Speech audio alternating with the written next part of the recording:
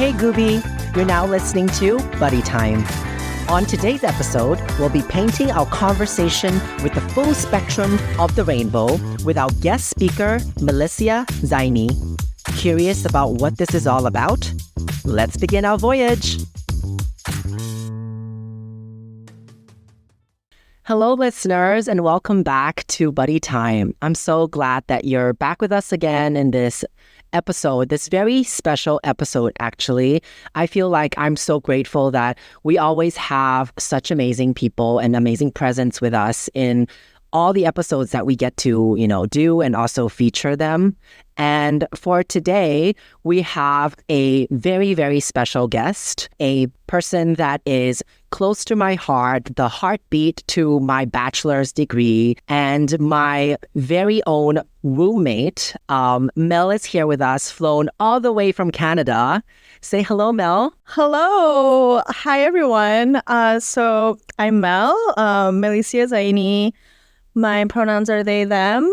I'm a costume designer and multidisciplinary artist. So my work takes place in Vancouver, Canada, which is the unceded and ancestral lands of the Musqueam, Squamish, and Tsleil-Waututh First Nations. Talking about, roommate and what that is, I think we pioneered this particular phrase, right? I definitely think so. I still have this one Snapchat screenshot.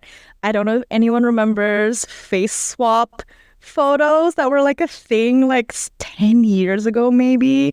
There's this screenshot on my phone that's Sony's, like my face on Sony's face with the caption roommates. And truly, it's the most unsettling thing you'll see because it looks like Sony, but it's my face. So from then on, we've always, referred to each other as roommates. And my one and only roommate is here with us today. I feel like personally, Mel is such an inspirational person. Like why I call Mel my heartbeat of bachelor's degree is because I personally, as you might know from previous episodes, I personally focused my degrees on stage management. And a lot of the times I'm very fascinated about, the arts and the crafts of costume designing. And Mel is so great at that. Basically taught me on top of like all the classwork, how to sew things. Like I remember myself having troubles and then I'll always ask Mel, and Mel has a really good eye on just costuming and art and fashion, and like their sense of how to put things together just always puts me at awe. So do you want to share with us a little bit about your journey in doing what you do now? Yeah, for sure. So I always think my journey feels so random because, in high school, I was always kind of like lost. I don't know what I wanted to do. I know for sure like an office job isn't really my jam. Didn't really want to do business or like anything science related. And I was always really good at English literature. I was always so excited by text analysis and literary analysis,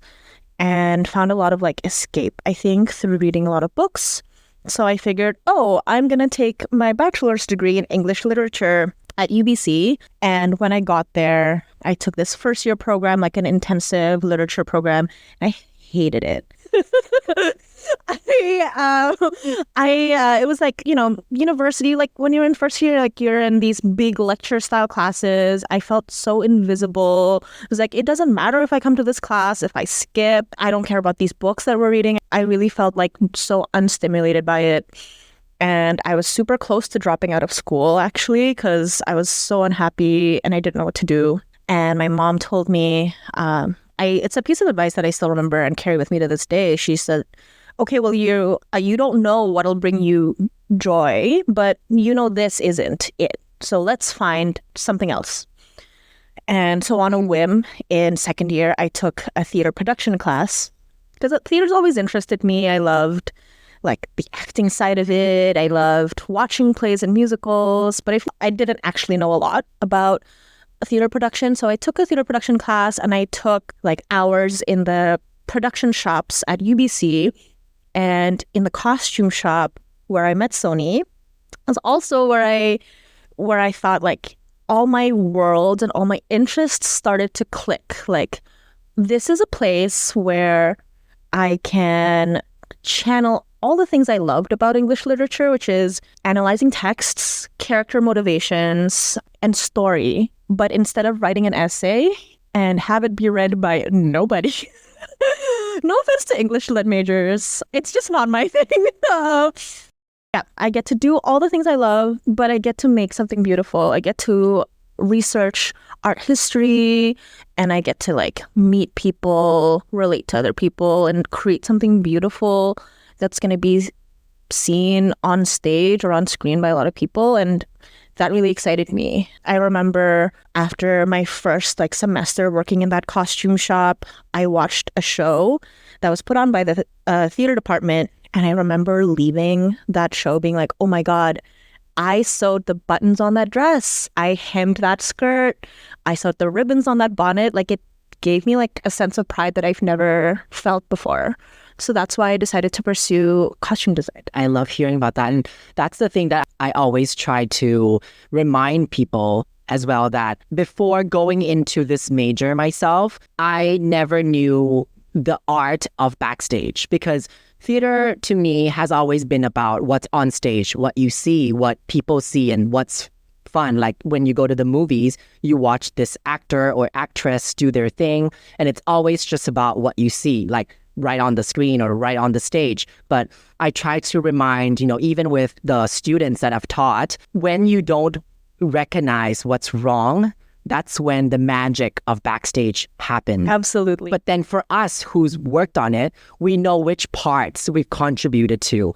And I totally relate to that love and that excitement when we see our pride on stage and seeing that as part of the production and everything like that. I really appreciate that. I wanted to dig a little deeper and ask you, you knew you had a purpose when you applied to UBC and wanted to become, what you call this, like a literature person, like a. I mean, I came to UBC like truly. I'm like, I'm gonna major in English lit, and I have no idea what I'm gonna do with it. I remember that when I first met you, I remember very vividly that you were applying for it. How did you feel about this particular moment because you went to university for a particular purpose? I know that you're fortunate enough to find something else that fulfilled you, but when you found out that the thing that you really love became something that you were bored of when you were taking these classes, how was that process for you? That's a really interesting question. I think it was really exciting. I also think you're expected to choose a major when you're like 16, 17 years old, and that's supposed to be like the stepping stone to your whole life. It's like a lot of burden and a lot of pressure to put at like a literal child. Because especially like if you haven't really had a lot of like exposure to what else is out there, you're asking somebody to think about the rest of their lives when they've only seen very specific versions of what a life can be, right? I grew up very much in a society, in a school where everyone was going to major in either business management, engineering, computer science, medicine, or law. That's it. Like, there's no other career path besides that I could see reflected in elders in my community. It was very much like the arts are a hobby and not a job, which is, if that's your path, that's totally fine. But I rejected that idea. So I feel like it was really exciting for me to realize too that you can always pivot and change your path, and it's never too late, because it's never too late to make the decision that'll make you happy in the moment. Something I always carry with me too is like, not every decision you make is a decision for life. If maybe in 5 years I'll be bored of costume design and I want to do something different, and that's okay too, right? Like, it's okay to change. Like, I didn't even find theater that late in life, but I think I was always really preoccupied with, as a lot of us are, I guess, like, of what a life should look like, and being able to realize that it can be whatever you want it to be is really freeing and really exciting. I know that, even though you've not pursued, the English literature major, but you are, to me, a real life poet. And you find ways to channel whatever it is that is still in you, even if you didn't take that path, to influence you to do all the other things in your life. And I think that is what is something to take note of for a lot of, young adults out there when they're struggling. Like, oh, a change of path to me does not mean a change of life. You can always still use whatever it is that you are passionate about, even if you don't take that path, to shape the new path that you take. And I follow you, Mel, on your... In my newsletters? Yes, your newsletters. So yeah, like I follow your newsletters, and it's a way for me to also connect to you and see what's up with your life. And the way you paint in your newsletter, the story of your life is always in a very nice, third person perspective, first person feel, like it's very personal, but at the same time removed from your life. And you paint the world in such vibrancy that it takes me on a journey as well. I feel like I'm reading a story about Mel, but at the same time about a character that is a story, and I'm like taken by it. And what I'm trying to say about this is that I feel like you find an outlet for yourself. I think, that you can still use the poet that is within you to let loose and do something about the passion that you might have within yourself. Thank you, Sony. Very kind words. Yeah, I feel like for me, the way I view my life is like one big art project. Like, I think by nature, an extremely curious person, driven by my love for colors and my love for my community. And I love costume design so much because I feel like it does utilize a lot of the skill sets that I have and touches on a lot of things I love to do and I feel like I am good at doing. But also, I feel like I don't want to be limited by doing just that. And I feel like I'm always looking for new mediums to express myself and to find new ways of creating art that doesn't necessarily have to be things that I monetize. The hustle culture is something I actively reject. I just think it's important for me too to have a personal art practice that's very different from what I do for a living, which also I'm very fortunate enough to also still be in the arts. And I feel like any art project I have, anything I do really to express myself, communicate my love for colors, all feeds into one another. Like, as you said, all the skills and all the things I love about literature and text analysis is stuff I implement in my costume design work, in my design work, but also I have this newsletter that I write that's it's a monthly newsletter, and it's basically I take a lot of pictures and I write about my life and the colors I encounter on a daily basis. And the way I always describe it is it's a newsletter about color, but really it's a newsletter about love and how to find love and joy in small everyday moments. And that's not something I take for granted, that there's the ability to create anywhere. So today's my first time meeting Mel, and right away I can feel Mel's, personality, really bold, really outgoing. I don't have to feel how should I approach her or how should I speak with Mel, because naturally Mel really shines. It's just so easy to just sit next to Mel and just listen to you talk and share.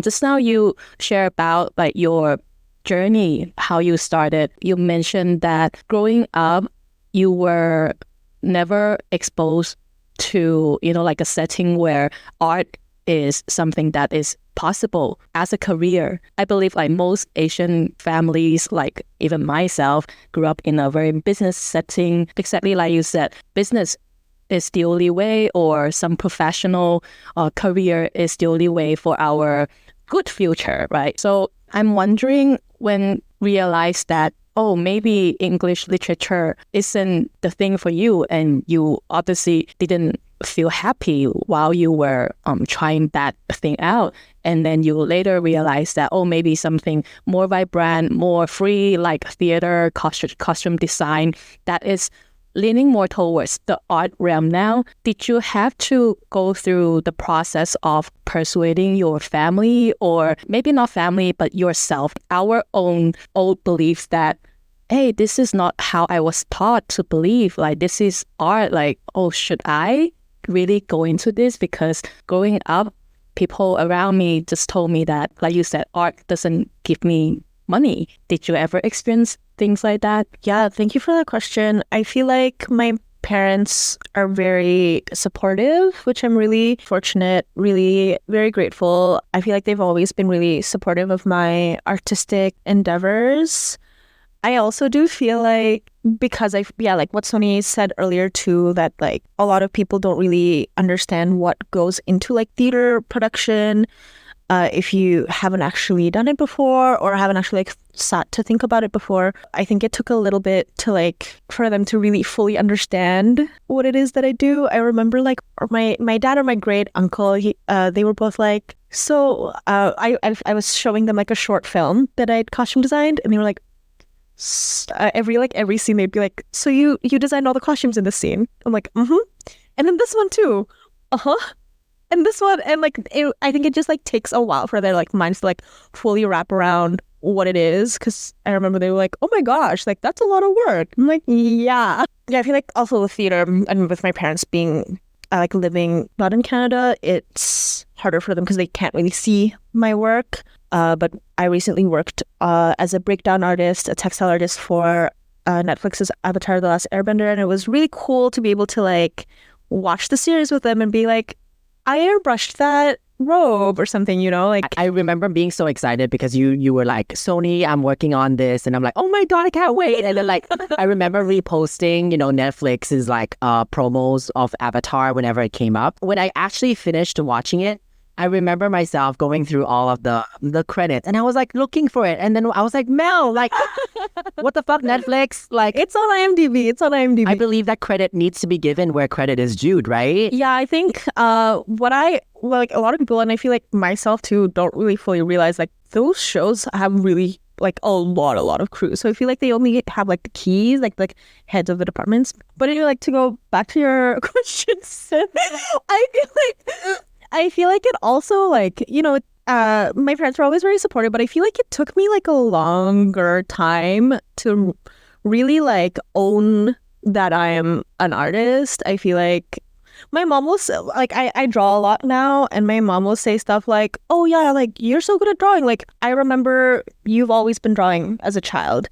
And what I remember is like, I've always been so insecure about my art. I think like I used to be such a perfectionist and compared myself to a lot of other people. There were so many people in my class, well, not a lot of people, sorry, like a few people in my class who were like really, really good at drawing. And I'd be like, okay, well, I'm not as good as this person, so I'm like nothing. But like, I remember just being like, okay, well, if I'm not as good as this person, or if I'm not as good as like whatever kind of arbitrary standard that I've put myself to, I was like, I'm not good enough. I'm not a real artist. I'm just like, just some guy, And I feel like I've really worked on that this whole past year of like, you cannot achieve perfection in anything you do, much less art. I feel like art isn't something that you should strive for perfection. It's more like expressing yourself and also communicating not what you see, but how you see it. Artists, I believe, are the same everywhere in terms of what they go through, because in the world, it seems like art has always been put on the back end of things, and then, business and all these things are the first things that people put ahead of them. So I want to ask you, as a, full-time artist, what is your process? What are the pros and cons of, being an artist in the world? The thing about being an artist that really excites me, and also like I feel like is intrinsically tied to my being as like a queer and trans person too, is like I get to have this opportunity and this privilege to create a life for myself that's just for me, is defined by exactly what I want it to look like, which, is also true for everyone out there. But I feel like by realizing from a very young age that like a lot of the rules in society or what society wants me to be already does not apply to me. So how can I live and love myself enough to create a path that is the most authentic to myself? I feel like that there's a lot of beauty in that, a lot of truth, and a lot of freedom that comes with that. But also, like, the drawback to that is, like, there will be people you encounter who will be like, hey, so why aren't you following these rules that we've set out for you? Why aren't you aspiring to be what I am? I think what I love about it is you're not taking anything at face value, and you're really, like, in touch with yourself and what you want to do and who you want to be. But also, a lot of people who have not really reflected on that would hate it, you know, like the High School Musical song, stick to the status quo.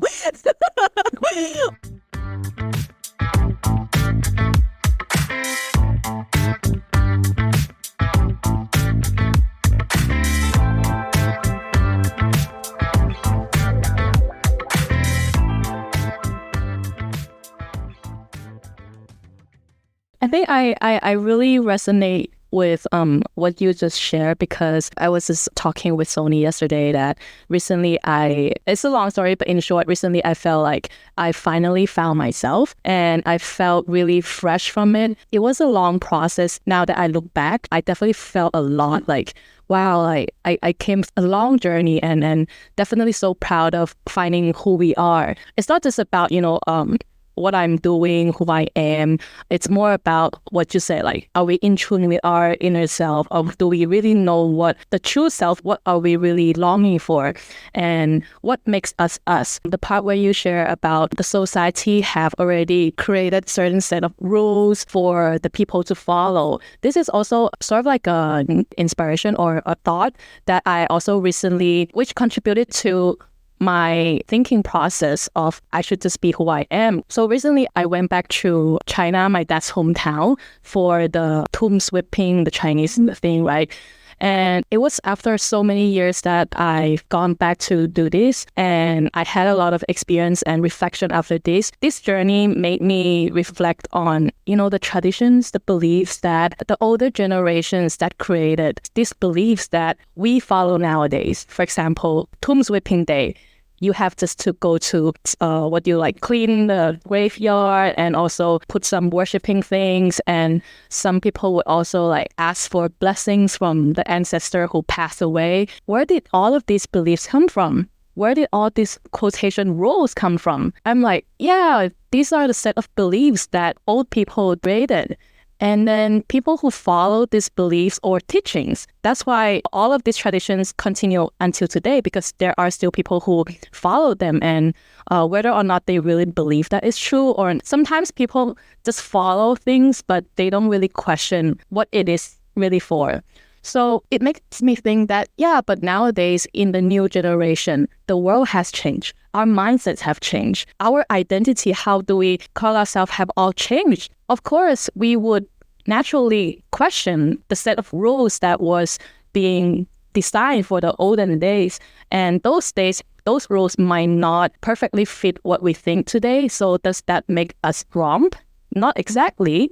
But because I want to be the true self that I feel who I am today. So if I don't really agree to the old rules, it doesn't make me wrong. I really love that, because I feel like I'm not here trying to tell everybody don't follow the rules, because I feel like what's important to me is what you were sharing, Sin, that we reflect and we think about, okay, well, what is it about these traditions, I guess, what about these traditions resonate with me and what don't, and why do they resonate with me? I feel like what I'm trying to do in my life as one big art project is living with intention. And not just okay, well, we have to do it this way because that's the way we've always done things. We have to do tomb sweeping day because we always do it every year. But what is it really? And what is it signifying that we're doing this tradition right now? And what does it mean to me and my family that we do it?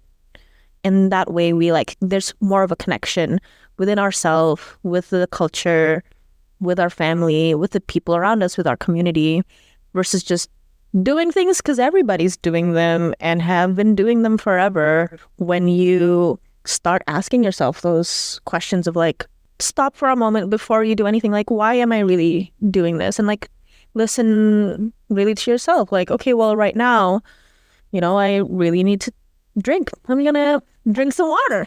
Like, I don't know, stuff like that. Like really listening to yourself and what you want, and also like asking yourself, like, okay, well, I was like assigned female at birth. I could have gone my whole life being like just a little bit uncomfortable with myself and not thinking about it, but then I won't be present in my own mind and my body. And I feel like living with intention and living with the commitment to care about myself means that I am taking the time to reflect on, okay, well, what will feel good for me? What will make me feel connected to myself instead of just living my days in a haze? Both of you bring up very interesting points that talk about what we do in our lives in terms of more like a career path and how we live our lives to shape and become more comfortable with who we are. But then at the same time, I think it's also so important that we're comfortable with who we are in terms of like physically, emotionally, mentally with ourselves. And that's such a big, important aspect in our life as well, because sometimes people can be doing the right things, but they don't know what's wrong with their lives because they're not comfortable with themselves in terms of like mentally, or like they're challenged with themselves physically and things like that. Which brings me to this conversation and this point of, Mel, when we first met, you were non-binary, and then you went through this transition later on after I've left Vancouver. I know. Last time we saw each other was one whole gender ago. I think it is also, speaking of the changing times as well, and how there are traditions, there are things that if people are sticking to what they want to believe in, then that's great as well. But it is a changing time right now. And in Thailand, Bangkok right now, we are also in the process of legalizing same-sex marriage. It is important to a lot of people. It is important to me. What was it like to discover yourself again through this whole process? That's such a beautiful way of putting it, Sony. I think the most beautiful thing about life is, like I said earlier, not every decision is a decision you make for the rest of your life, and that's okay. And again, like, what's beautiful is that we keep growing and we keep changing. Like, I read this thing once that's like, to love someone is to attend 1,000 births of who they are. And I really love that. And I love the concept that we are free to like rebuild ourselves when we feel like it's the right time. And for me, the journey of like realizing I was non-binary came during the pandemic, where suddenly I had all the time in the world to self-reflect. I'm like very openly queer. I've known I was like bisexual from a very young age. I thought I've like processed and like, great, it's in my brain. But I feel like it wasn't until I realized that I was non-binary and like, okay, well, what does this mean to me? And what can I do to like make my life feel as true to me as possible, that it all kind of like fell into place. I feel like the trans experience is so different for everybody. And in particular, I also feel like the non-binary experience is so different for everybody. Like the way I experience it is like, there are days for sure where I experience gender dysphoria, but largely as a whole, I don't feel as much dysphoria, but I feel a lot of gender euphoria when I do certain things. When like people use my correct pronouns, or people like don't automatically assume my gender when I wear my binder, so there's stuff that I do that make me feel more me and more present in my body in a way that I feel like I never really have been. I feel like as well with English, it is a lot harder because in English we have she, her, he, him, and then they, them, right?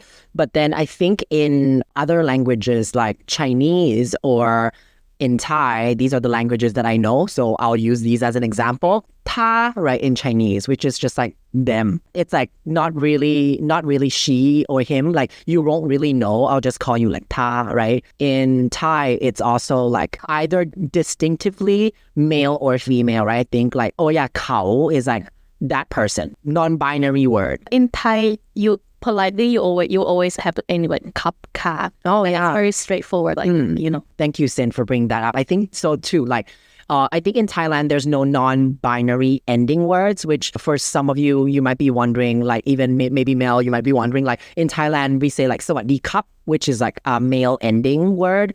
And then person who identifies as female would say sawadee ka with a ending with a ka. But then there's no like non-binary ending. So either or, like whether you feel more like a male or a female, you have to choose an ending to be polite. So that's where there is a hardness within the language of Thailand.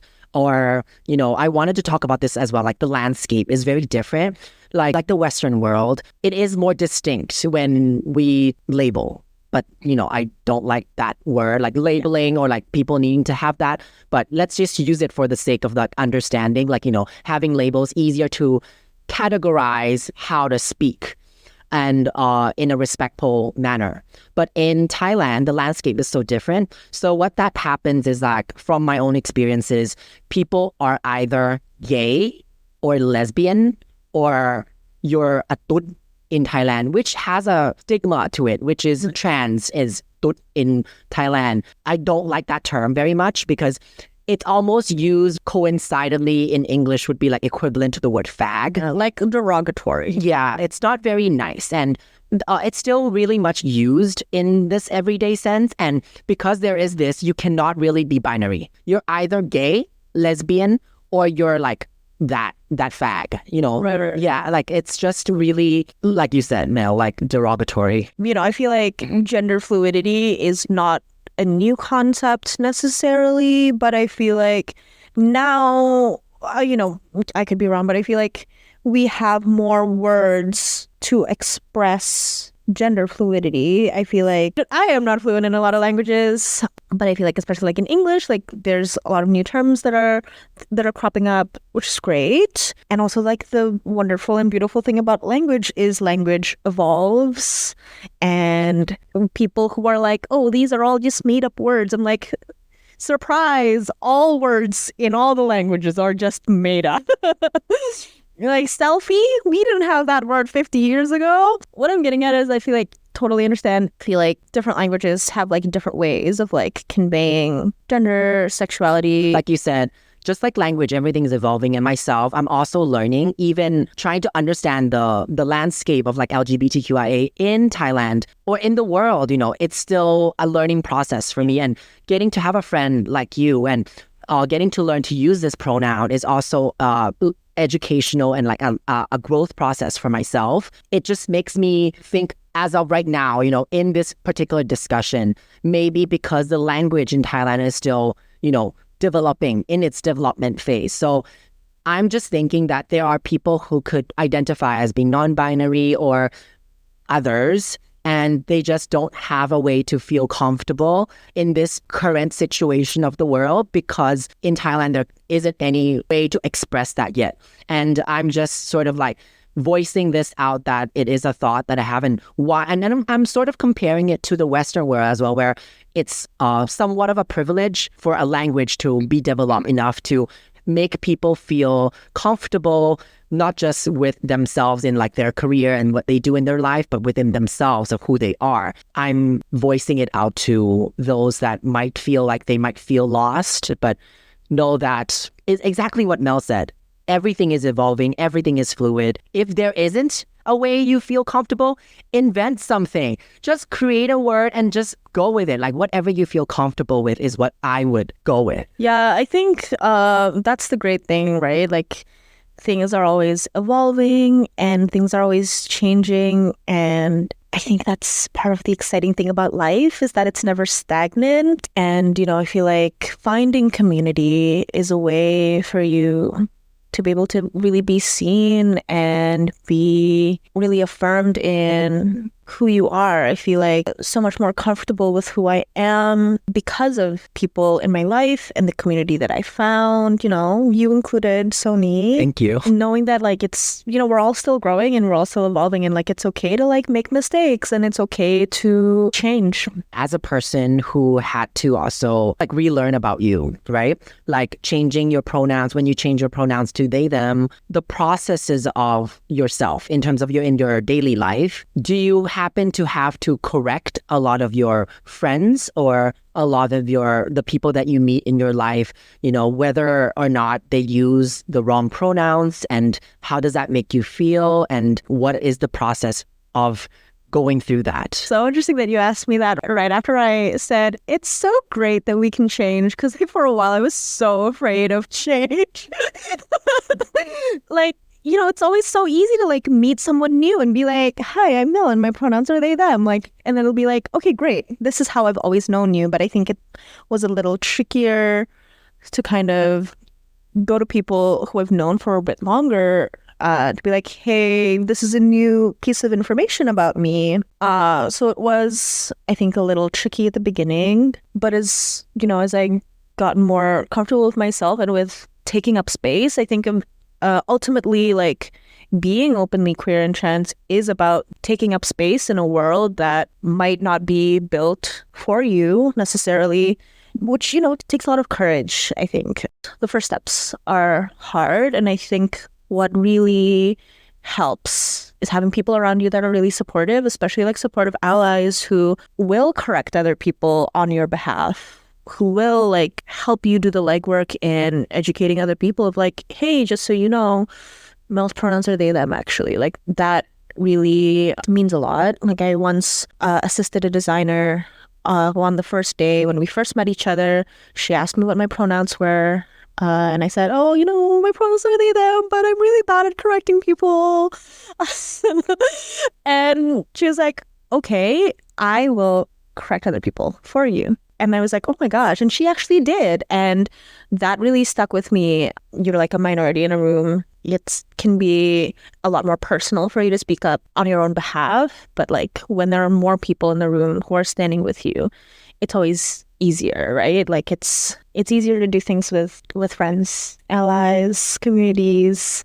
Yeah, which is why I feel like community is such a cornerstone in who I am as a person and in like the art I create, because I believe that like art can't really be created in a vacuum. Good design can't be created in a vacuum. And I think that's what really attracted me to theater too. Like when I first, I was telling you about the first time I saw a show where I contributed to the costumes, what really excited me was not just seeing my work, but it's like what I do matters. What I do is also serving the greater purpose of the story. It's not just like I'm hemming a skirt for the sake of hemming a skirt. It's I'm hemming a skirt so this character can wear this dress to serve the storyline, but also so the actor can feel comfortable in it and not tripped. It all kind of like feeds into one another and also is so connected. Like I love how process of art creation is so intrinsically tied to community. That really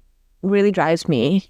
Like my newsletter, even though it's something I write on my own, like I take the pictures, I write and edit the newsletter myself. Like people can subscribe to it, people can read to it. And for me, it's really important that it stays free and not monetized, so everyone can see it. Like for me, like the purpose of it is like, I want you to see the colors that I see. I want you to notice all the joy in your life. I want my art to be for my community. There's two things that again, Mel share also really touches me. The first one is about it's easier for us to introduce the new us to the new friends, because with the new people, we don't need to fear about who they think we used to be.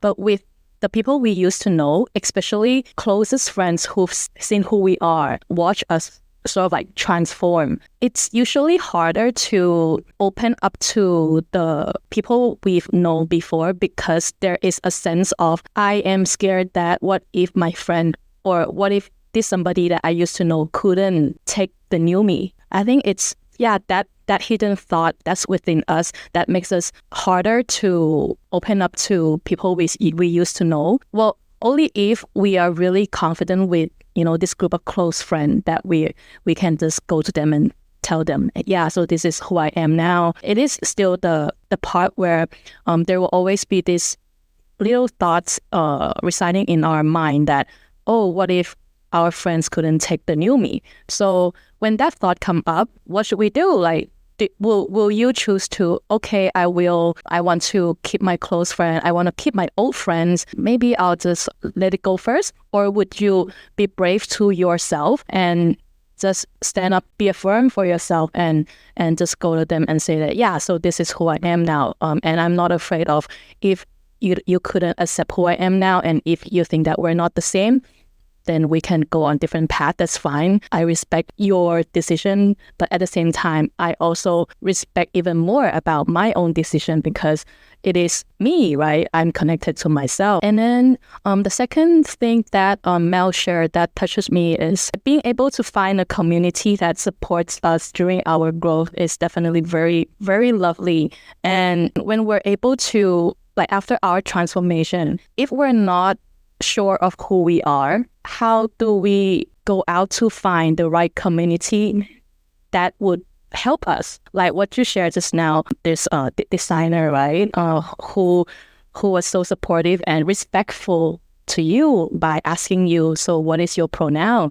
And the fact that that designer is going to correct other people for you, I think it will only happen if Mel, you spoke up and be true to yourself.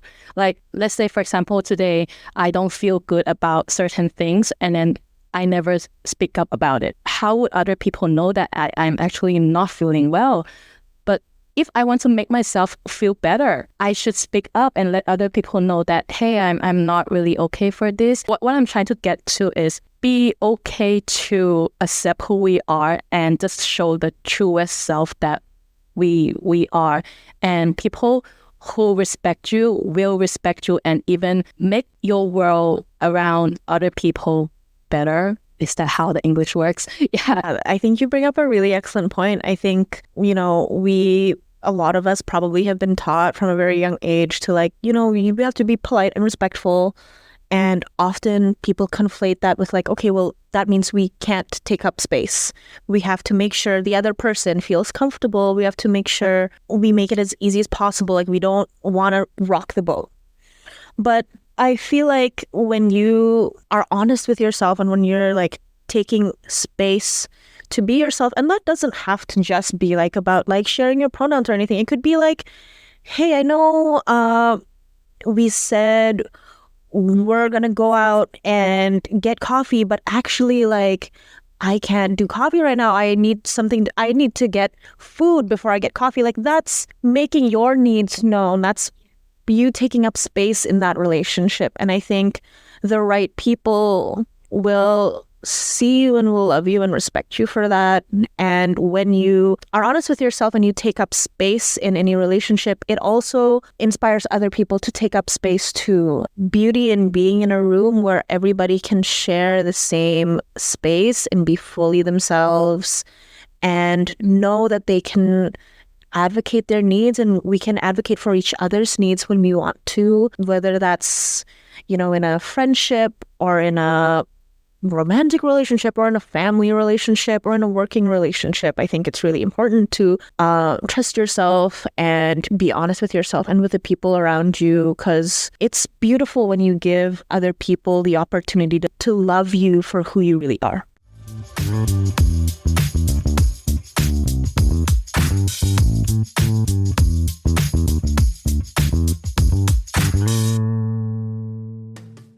I want to just end our beautiful conversation with one very tough question. Oh, God. Okay. I'm ready. Am I? So this question really relates to the purpose of buddy time and what we do. And I think that Mel might have a very good answer for this. I'm on the edge of my seat. Just to summarize this whole thing and everything about, life in general, Mel, what is passion to you? Oh, big question from Sony. What is passion to me? The final Jeopardy music is like playing in my head while I try to think of a good answer. Is that your final plan? No. What is passion to me? Passion is Jeopardy. Passion is Jeopardy. I do love Jeopardy. One of my actual life goals is to be a Jeopardy champion. You can cut this out or you can keep it in. I don't mind either way. I think you find passion when you're honest with yourself about who you are and what you want, first of all. You know, when you take the time to really get to know yourself, think about what you like doing, what you're good at doing, you find things you love. Usually I feel like passion and drive, to me anyway, like are born out of love. I'm a big romantic. Everything I do, I feel like is done out of love. When you're honest with yourself and about what you want, that's where you find passion, where you can find what it is you love to do and want to do. And I think there's also beauty in change, right? As I said, like if you want to do something different, that's what your heart calls out to you that day, to follow that impulse. Who knows where it might take you? Say, I've said this many times now, my life as one big art project. If my life is one big canvas that I'm working on every day, and like, you can't paint forever. You gotta take a step back, see a friend, get some fresh air, sit under a tree, maybe do something different for a little bit. Maybe you take a dance class. Maybe you throw some pottery on a wheel. It's not gonna make it to the painting, maybe, but everything you learn, every experience you have is gonna inform and feed into that big painting of your life. Like, I feel like passion is born from curiosity, being curious about yourself and what you like, but also being curious about the world around you, following the impulse to get coffee with a new person, and following the impulse to try out a new art medium you've never tried yet, or finding, listening to the little voice in your head that's like, hey, maybe I'm not a girl. I feel like when you're in touch with the voices in your head, not the gremlins that are telling you you're not good enough, but like the little voices that are like, hey, I wonder what it's like to take a hip hop dance class. I feel like you never know till you try. And I feel like, yeah, passion is born from being curious about yourself and the world around you. I want to thank you again, Mel, for being here with us today. Spending your valuable vacation time to be here with us and to really much inspire our listeners. I hope they're inspired, because I'm so inspired and seeing your growth, and I feel like I'm growing alongside you. I'm very grateful on a personal level that I got to know you for like 10 years now, I think. And the way you summarize passion is a way that also brings new light into how I totally get it and I totally see it. And I really vibe with your definition of how you see passion in your life. And what I took away from this in particular is that be daring to not be afraid of changes and be able to find yourself through the changes is the takeaway that I got from our conversation today. It's such a breath of fresh air. And yeah, I'm really thankful, very grateful that you're here to share a little bit of your life with all our listeners and with us. One last thing I'll say too, if that's okay, Sony, is I also just want to quickly say that being an artist, following your passion and listening to that curious little voice in your head looks different for everybody.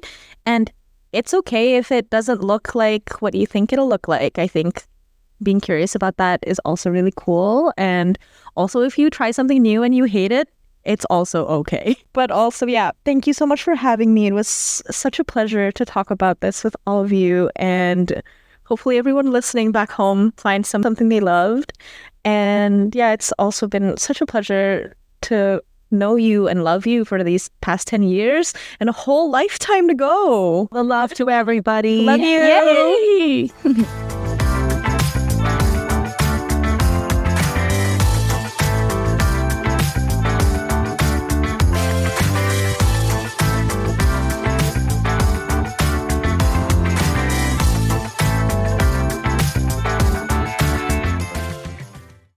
And that's it on this episode featuring my roommate, Mel. And I hope you've enjoyed a piece of our beautiful conversation.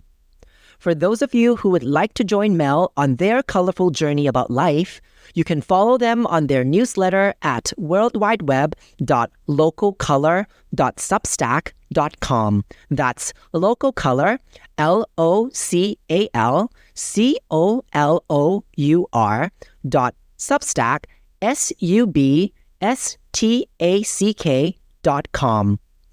Alrighty, in our next episode, we'll be shifting our lens onto the world of science. Looking forward to see you with us again then. Now off I go.